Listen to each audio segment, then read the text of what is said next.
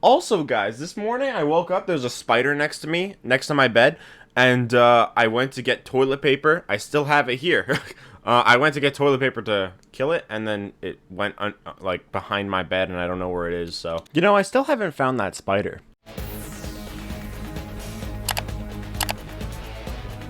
Hey, what is up, guys? ImpulseEvan here, and today I'm reacting to the video. In this video, I'm going to be reacting to Game Theory, FNAF: The Rise of Afton, Ultimate Timeline. Now, this is the newest FNAF Game Theory, and this is the second part of his timeline.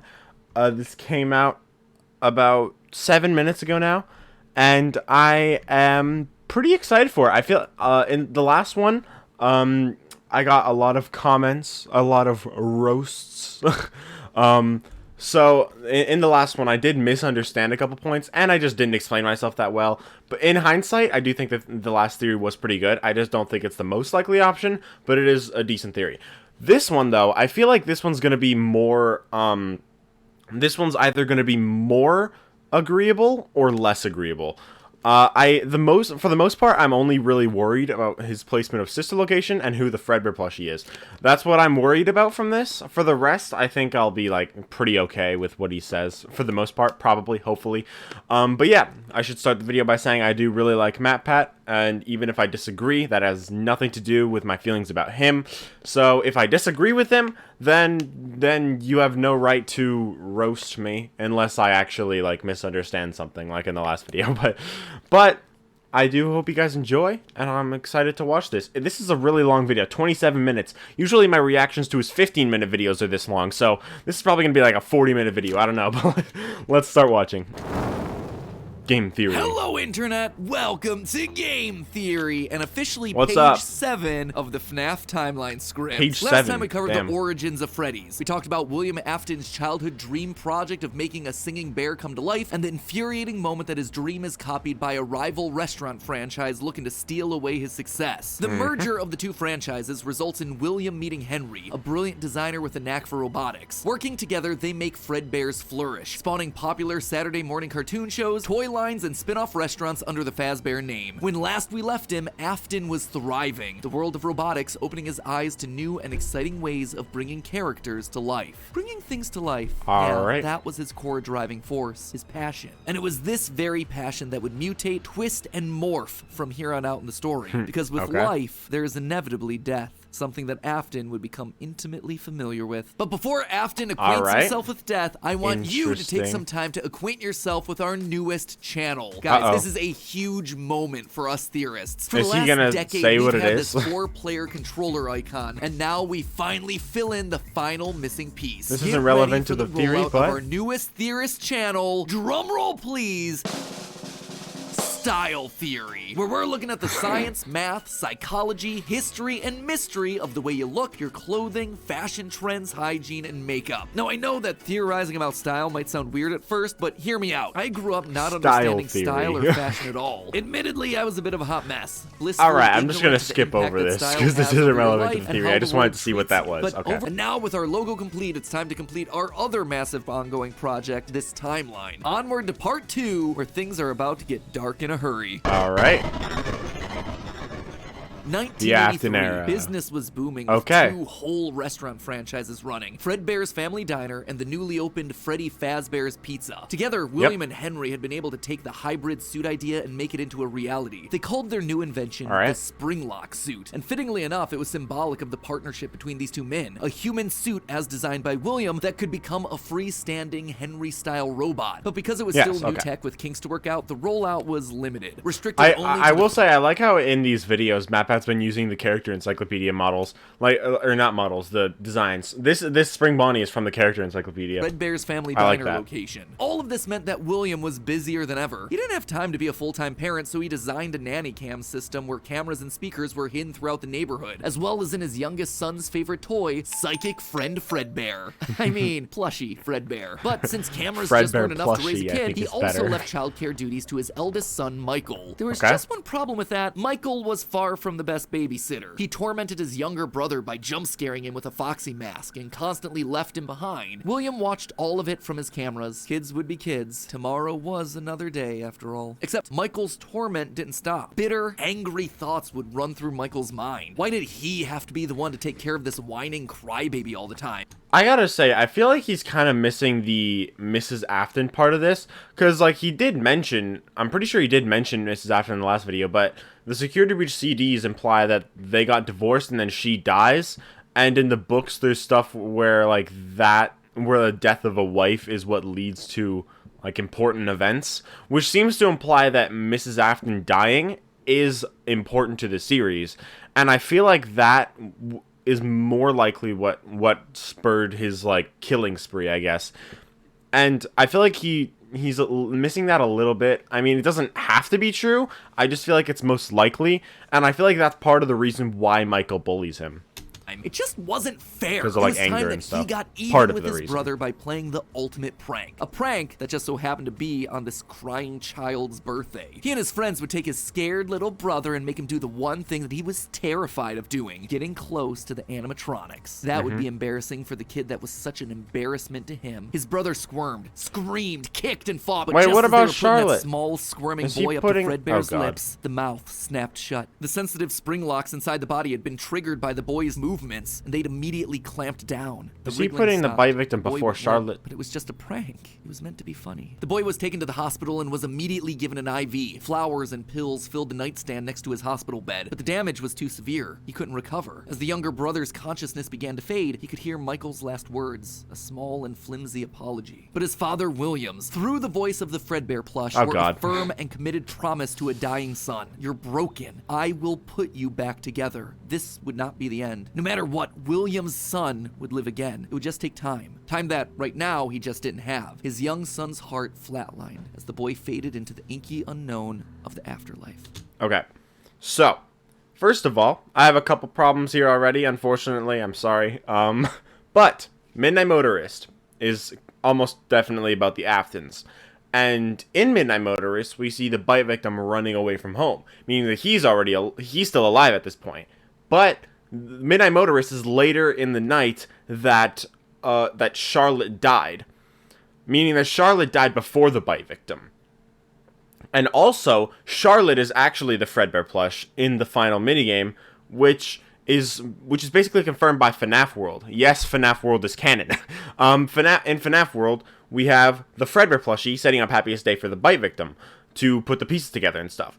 But in FNAF 3, we see that the puppet is the one to set up Happiest Day, meaning that the puppet and the Fredbear plush have to be the same person.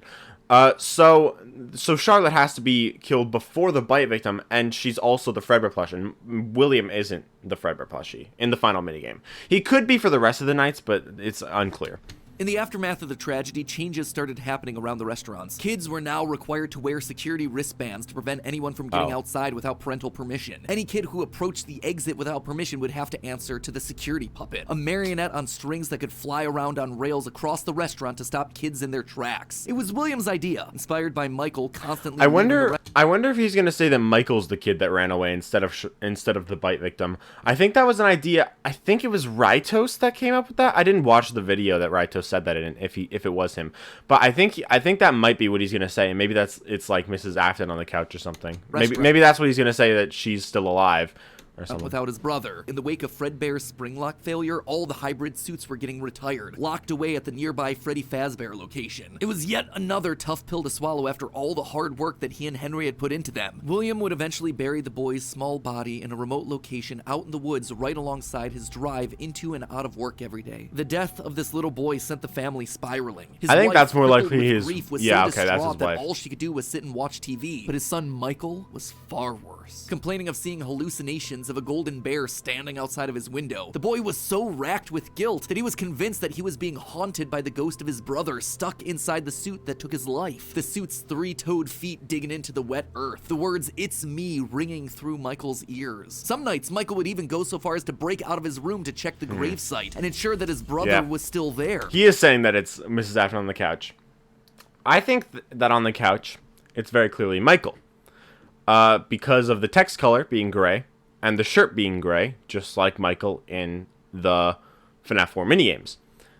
And I think it's way more likely the bite victim that's running away, just because I think it's Michael on the couch. I guess I understand saying it's Michael running away. I get the idea, but I don't think that makes that as much sense as it being a bite victim. As for William himself, and I think he that's disappeared Mrs. into his Afton that's work buried and there. his drinks. Junior's, the local bar, wasn't far from his son's gravesite. He found himself going there more and more frequently, spending longer and longer amounts of time there. The bar gave him a place to think, to remember, to reflect and stew on how Henry had stolen his idea for an animal-themed restaurant. How they'd cut his character out of the cartoon when everyone else was there. How Henry had humiliated him by buying him out of bankruptcy. And now there was his son. Henry had taken his son from him. The robotic part was the part that failed after all. William ordered one more drink, but it was one too many. The bar turned him out and told him to go home. But William didn't go home. Drunk and angry, William raced back to the restaurant to give Henry a piece of his mind, only to find someone else waiting. Henry's daughter, Charlie, locked outside of the building, bullies laughing at her through the window. Fine, some other This is a cool idea. I actually like this. Then I just don't think Afton it's got an likely. idea.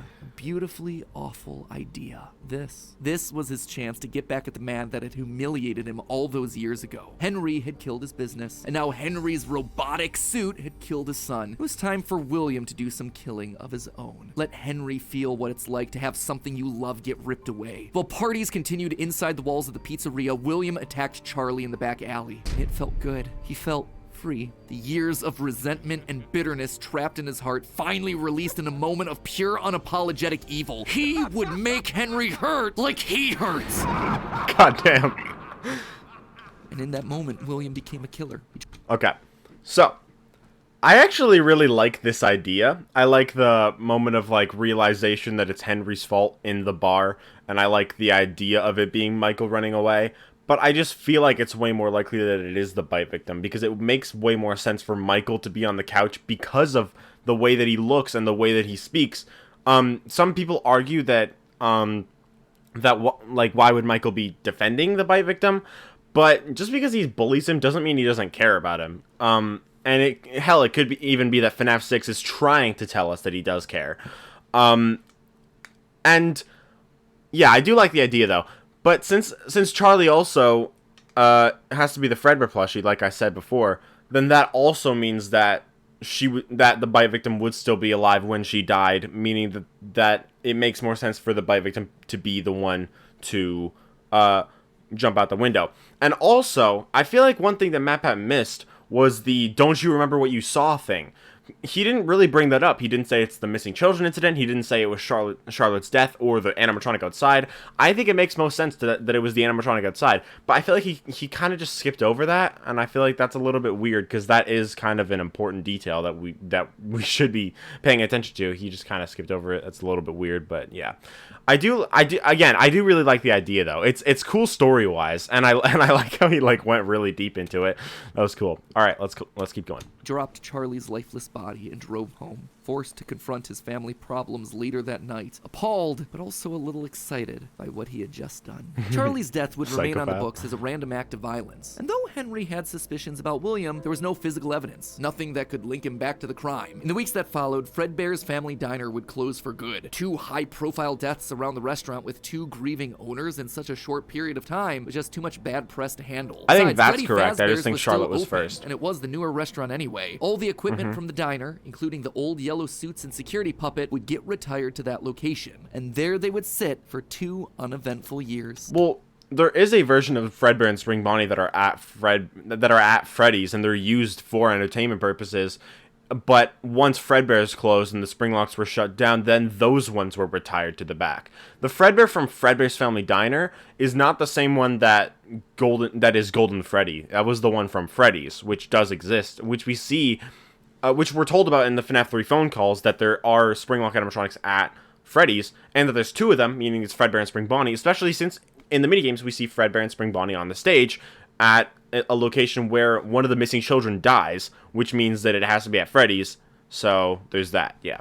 The rest of 1983 and But that's not as 1984 were spent quietly important of a grieving. Freddy detail. It's Fazbear's just Pizza and the new it's cast just- of I characters should were a just hit. bring it up. Tragic memories of their yellow predecessors quickly faded. Afton kept a low profile and buried himself in work and research, quickly reaching Henry's level of engineering and even surpassing him. And while Henry slowed down to grieve, Afton kept going, even starting his own company, Afton Robotics, for all those pet projects that were a little bit too experimental for the regular operations of the pizzeria. The first of these experimental projects was a secret workshop under his house, a veritable bunker, which allowed him to work while still monitoring his kids via hidden security cameras. 1983. A passcode that served as a constant reminder of why the cameras were so important, why he was down there in the first place. This was all to fulfill the promise that he had made to his son, right? I will put you back together. This was for him, all for him. Right? But cameras weren't enough. He needed to solve the runaway Michael problem. He had to keep him in the house. He couldn't have another one of his kids wind up dead inside of an animatronic suit. So why He not doesn't really run a care little about Michael, though. experiment on Michael? So I don't You see, think he all would. this work with Henry had gotten Afton to start learning more about life, robots, the human mind, and what a fallible machine we as humans were. Our reality is so easy to manipulate with a few sensory deceptions. Deceptions like sound. With just a few sounds, he had discovered that he could alter a person's vision. He could transform blank, smooth, plastic robots into lumbering, twisted nightmares. Nightmares far scarier than he could create.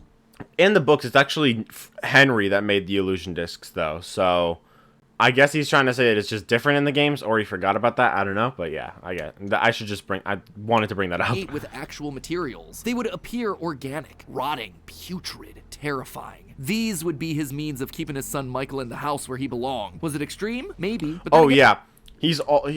There's also the fact that the crying child in the survival logbook was asked, "Do you have dreams?" Which means that the bite victim did go through the nightmares at some point. Michael is who we play as in FNAF 4, but the crying child is who was is the original one who probably like inflicted it on Michael as torture. Again, this was the boy who had killed his son. He would make him sorry. And so Michael would grow up not only dealing with the memories of his own guilt, the hospital room, the pills, the flowers, the death of his brother, but also facing literal nightmares, illusions created by sound. Michael would never forget these either. Years later, as a security guard, he would still draw pictures of them inside of his logbook. But all of these extra projects meant that his home life suffered even more. Well, no, because that's under recent dreams, and also the FNAF 1 phone call is in the nightmares, meaning that those nightmares took place after FNAF 1.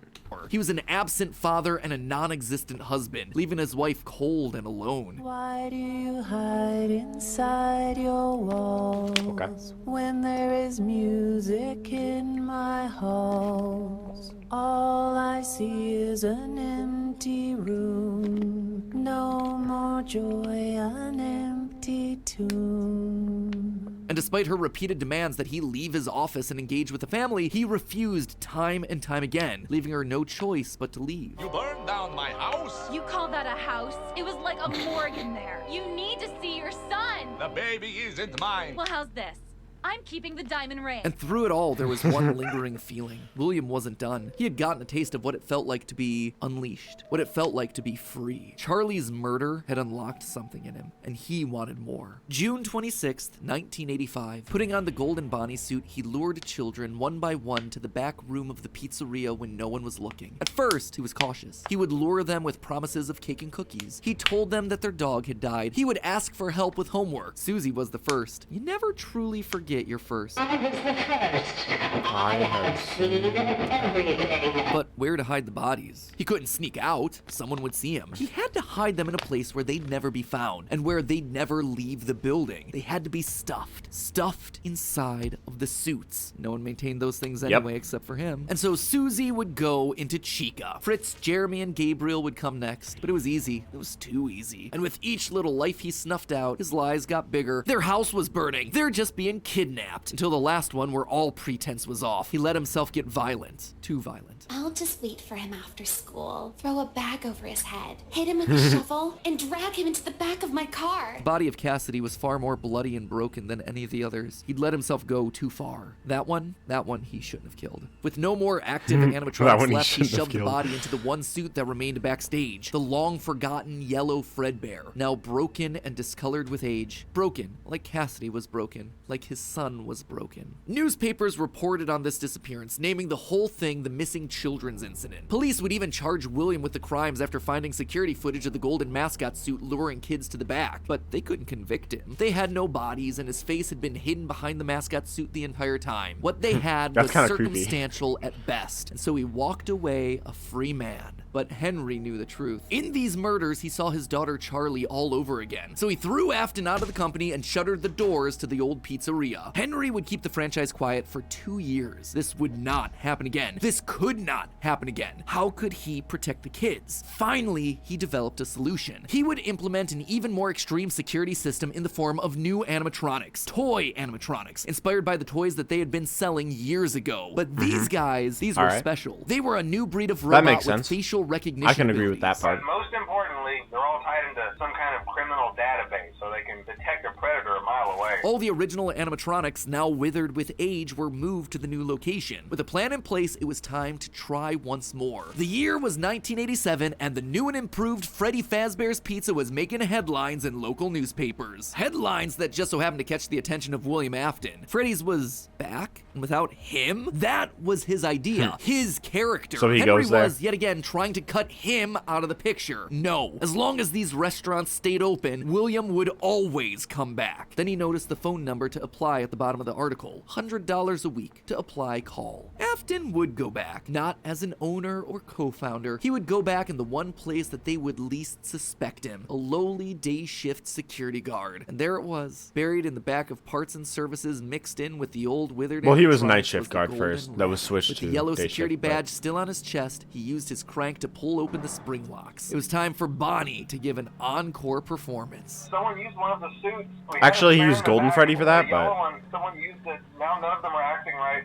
From what I understand, the building is on lockdown. No one is allowed in or out, especially concerning any previous employees. When we get it all sorted out, we may move you to the day shift. A position just became available. 1987, 5 more kids. He didn't know what felt better, getting back into the suit after 2 long years of waiting, or knowing how devastating this would be to Henry the next morning. He didn't even try to hide his crime this time, just meant more blood on Henry's hands. He'd failed to protect the kids again. The restaurant had only been open for a few weeks, but William was sure that this would get it to close. Good, if he couldn't have Freddy's, no one would. Whenever a new pizzeria opened, all right, I'm agreeing with a lot of this now. now. In his bunker, something else started to linger in William's mind. He had seen something strange. The old withered animatronics, they had been wandering around the building, spurred on by the puppet. It was almost like those old robots were trying to save the kids. Save them? They couldn't, obviously, but still, how were they moving? It was almost like they had been given life somehow. Did he have something to do with that? The following day, the news would report a security guard. I will say I don't really agree with that. I feel like he would have figured it out a lot earlier.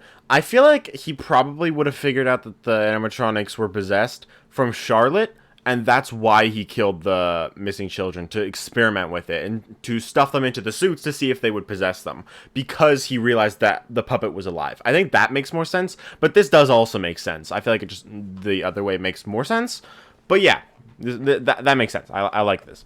I'm enjoying myself. By one of the animatronics during the day shift. Was that bite meant for him? William's curiosity was stronger now than his bloodlust. He had to learn more, but how? There was no way he'd ever be able to get inside another Freddy's pizzeria. Heck, there was practically no way a Freddy's would ever open again. He needed to create something new, something brand new. He needed to create his own pizzeria. Due to the massive success, and even more so the unfortunate closing of Freddy Fazbear's Pizza, it was clear that the stage was Is he putting sister location between 2 and 1? I really hope not. Children's entertainment. Circus Baby's Pizza World.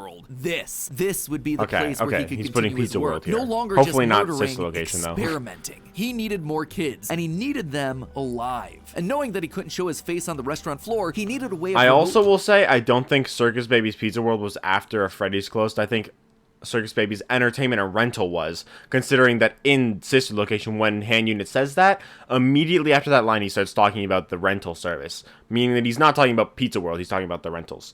So Pizza World could have been a lot earlier in the timeline. It could be this late. I feel like it makes more sense to be earlier, though, because of the empty girls' room in FNAF 4. It makes more sense that Elizabeth is already dead by then. Capturing his victims and preserving them for his work. With that goal in mind, he designed a new breed of animatronic. Their endoskeletons fluid and flexible. He equipped them with sound lures that could mimic voices. They could isolate children. They could incapacitate and contain them with zero direct input from him. It was brilliant. He was brilliant. Far beyond the simple bars and wires of Henry's designs. And the characters he chose for this were uniquely his. His new roster wasn't going to be tainted by Henry's disgusting barnyard bird. Instead, it was back to his characters, his creations, Freddy, Bonnie, Foxy, as well as two special ones. The first, Ballora, was an homage to the woman who left him. Now she would never leave him again. The second, the titular baby, was designed with his baby in mind, Elizabeth, his youngest child. She would always be Daddy's little girl, the one that listened to him, the one that obeyed, until the day that she didn't. Daddy, why won't you let me play with her? She's so pretty and shiny. Didn't you make her just for me?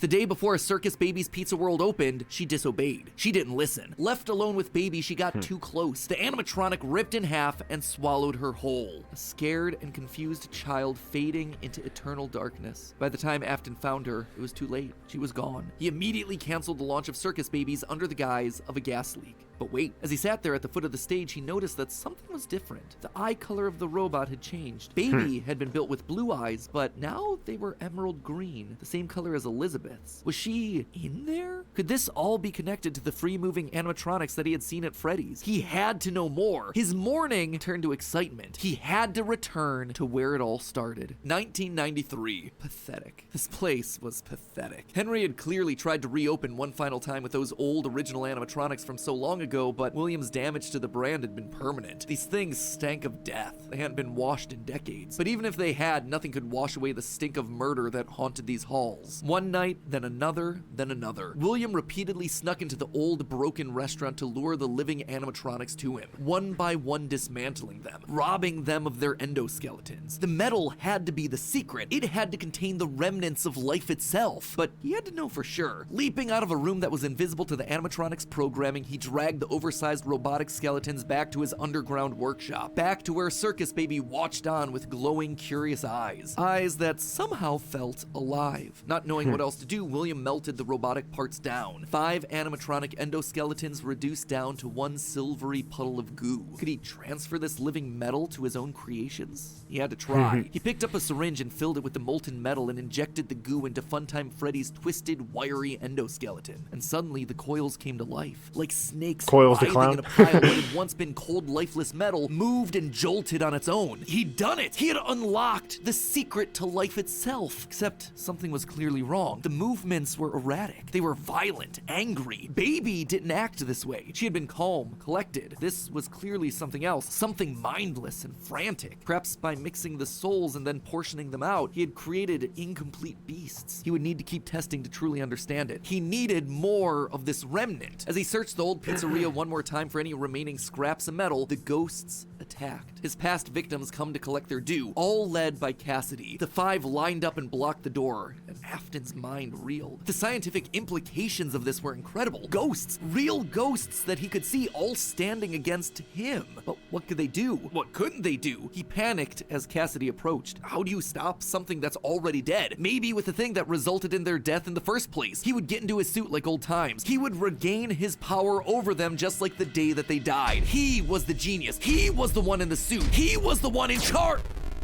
Spring lock snapped into place. Maybe it was his frantic movements. Maybe it was the leaky abandoned restaurant. Maybe it was just fate coming to collect its due. He didn't know. The only thing he did know was that his brain was suddenly filled with searing white-hot pain as hundreds of metallic pins and gears stabbed into his body from all sides. All he could do was collapse, blood slowly oozing out of the suit and pooling onto the floor around him. It couldn't end like this. It wouldn't. Okay, so I will say, I disagree with some stuff. I disagree with the order of some of the kids' deaths, namely Charlotte, the bite victim, and Elizabeth.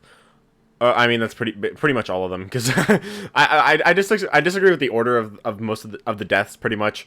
But I do agree with pretty much everything from the missing children incident onward, except except Elizabeth's death and stuff. I believe that earlier. But I do agree with pretty much all of that besides that, from the missing children incident onward. And I also will say that I do disagree with how he learns about the deaths, the spirits and stuff, because it seems like maybe he was trying to...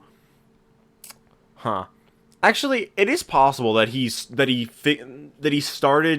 that his suspicions were created by Charlie and maybe then Elizabeth, and then he experimented on it with the missing children, and then did it again with the Save Them kids, partially because he wanted to, and partially because of the the possession thing. I do agree with a lot of this. I do like this video a lot. I like the storyline. I disagree with some stuff though. But of course I do, because it's a FNAF theory. Not everybody's gonna agree on everything, but I do like this video a lot. End like this. His work was unfinished. Unable to move, his only option was to survive, to live, to keep living. It took days lying in his own blood, but eventually someone found him. A security guard making a normal report. When he saw the animatronics torn apart in the middle of the party room floor, it caused him to file an immediate report of a break-in. An owner would have to come in and claim the damage, and who else would it be other than Henry? Hope jumped in Afton's heart. Henry would see him. They were partners after all. He would be the one to help save him, to get him out of this suit, to relieve him from this tremendous pain. Henry but he steals entered the safe room. Secret room. His eyes fell on Afton sitting there in the pool of red, and Henry, saying nothing, turned and walked away. This is just to inform all employees that due to budget restrictions, the previously mentioned safe rooms are being sealed at most locations, including this one. Nothing is being taken out beforehand, so if you left anything inside, then it's your own fault. Management also requests that this room not be mentioned to family, friends, or insurance representatives. And so there Afton would sit, hanging on for 30 years, trapped behind the walls with an iron will that refused to die. End of this part. I think he does.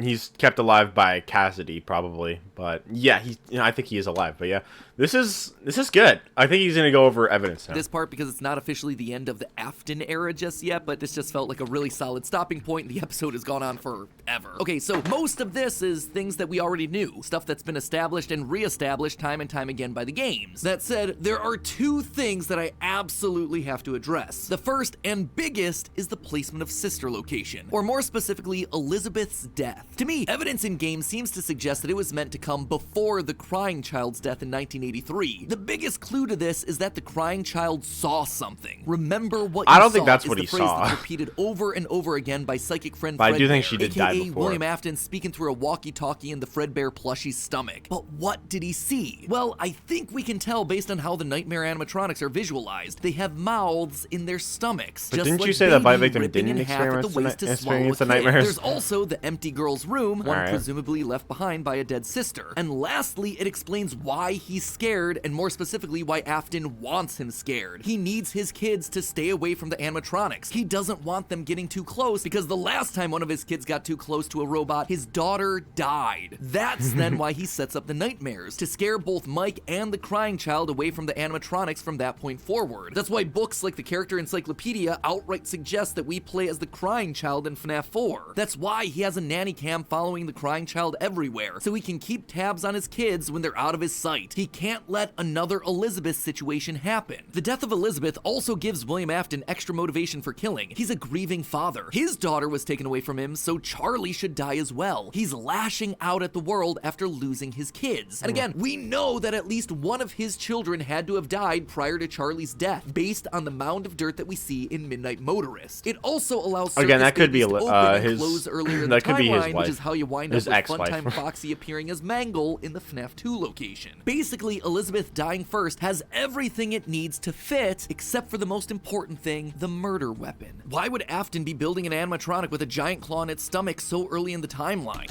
You know, it could I think Elizabeth probably died after Charlotte, but it could technically be possible that that William made the Fun Times to kill, but he made them to kill Charlotte. That's technically possible. That could be cool. That could be interesting. I don't know if that is true. It very well could be. But yeah, just thought I'd bring that up. It could be that William just lost his wife, and he was like, "Damn, Henry's family's goddamn perfect. I gotta take that away from him." I feel like that's probably the most likely option. That he his wife died, and he sees that Henry's family is so perfect, so he wants to take that away from Henry. He wants Henry's family to be ruined just like his, because he's a psychopath, of course. And then maybe he could have built Circus Baby to kill Charlotte, or and then it ended up killing Elizabeth, so he's like, damn, I gotta just kill her now. Or it could have been that he just straight up killed Charlotte, and then he was like, you know what, I want to kill some more, or something like that. I don't know. But yeah, this does make sense, though. I do like the idea that it was the bite victim in response. That it was the bite victim, and then in response he killed Charlotte. I just don't think it's most likely, because like I said, Charlotte is most likely the Fredbear plushie, but he believes that it's William, so I can't really, he can't really use that as evidence, I guess. At this point, he just has no motive. It just doesn't make sense prior to 1983. At this point in the story, he hasn't killed anyone, and we know for a fact that the missing children's incident is 1985. So Elizabeth's death coming before... Did he say for a fact? That the events prior to 1983. At this point in the story, he hasn't killed anyone, and we know for a fact that the missing children's incident is... We technically don't know that for a fact. I believe it is in 1985, but we don't know that for a fact. And a lot of people are going to get mad at him for saying this. 1985. So Elizabeth's death coming before any of those events just doesn't work. Hence why I placed it where I did in the narrative timeline. Afton's death here is also a bit tricky. We know that he returned to the FNAF 1 location to break down the original animatronics in order to harvest their remnant. We know that he melts down 5 things to become one thing. Candy Cadet makes that very clear. So the 5 things are the 5 endoskeletons from the various animatronics. That would be totally fine if it weren't for one huge problem. On his 5th visit to the pizzeria, Afton gets spring-locked. So either the 5 becoming 1 starts in 1993, but then finishes 30 years later when he re-emerges from the wall to add the last endoskeleton to his pile, or he's had himself some reason to return to the original location after harvesting all the stuff that he can. It's not ideal, but it's the one angle that makes the most sense. And yeah, I agree. I think it's most likely that he took all the endoskeletons, melted them together, and then infused them into the fun times, and then he returned probably both to one, retrieve the spring Bonnie suit, because as MatPat's been saying, he's really fond of it, And second of all, probably to seal the safe room and maybe put all the animatronics in there to cover up all his work. But then he ended up getting caught by the tiny pieces of the spirits that are remaining, or maybe their agony that came out of the suits after they were destroyed. Whatever the case. And I think that's the most likely option. With that, this next chapter comes to a close, thereby leaving us with 5 more games to cover and another 40 plus years of Fazbear history to recap. Ooh, when you put it that way, something tells me that this might balloon into 4 parts. Ugh, we'll see. Anyway, until then, my Fazheads, congratulations, you've made it through a massive upload. And hey, if you are still looking for more to watch, then check out the other 5 brand new awesome theories over on our new sister location, Style Theory. This thing literally launched today, so this is your chance to be one of the first people to ever subscribe to this brand new theory channel. Get yourself the bragging rights of being there on day 1 and subscribing. I recommend checking out the video on Killer Heels. I think that one's the best starting spot, and then you just explore the channel from there. And again, if you like what you see, give it a subscribe. It has been a super fun journey so far, and we have ourselves some banger episodes coming up over the next couple weeks. Can you be allergic to color like we see on the show Wednesday? How many t-shirts does it take to stop a bullet? Basically things that you're going to want to be there for. So thank you so much for your support. Thank you for your subscription. Link is on screen right now. Go over there, check out the channel, give us your watch time, help tell YouTube that this is a channel that is worthwhile and worth sharing across the platform. I have no doubt if you keep an open mind, you're gonna love what you see. And as always, my friends, remember, it's all just a theory. A game theory. Give me a week or 2 to recover from this launch, and then we'll finally finish this FNAF theory up. Alright, so that was a good timeline video. Like I said, I disagree with some stuff, but I did enjoy that quite a lot. I think that was 7 out of 10, I'd say, in terms of agreement.